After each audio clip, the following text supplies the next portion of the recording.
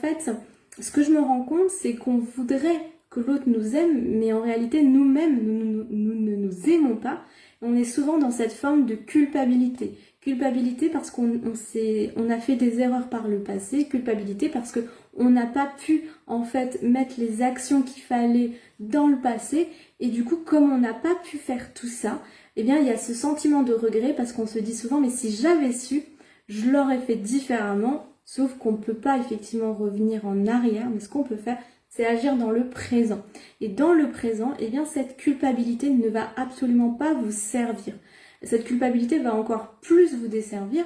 Et donc, c'est plutôt de vous dire, ok, je prends conscience de ce qui ne fonctionnait pas, mais pour rebondir de la bonne manière et pas pour en fait m'enlever le peu de ressources qui me restent ou le peu d'énergie pour agir de la bonne manière pour retrouver ma partenaire.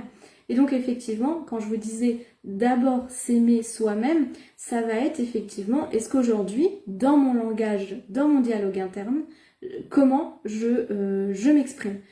Est-ce que vis-à-vis de moi, je suis plutôt du style à me rabaisser, à me dire des noms d'oiseaux, sans faire exprès, ben voilà, je rate quelque chose, ben tout de suite, je m'auto-flagelle.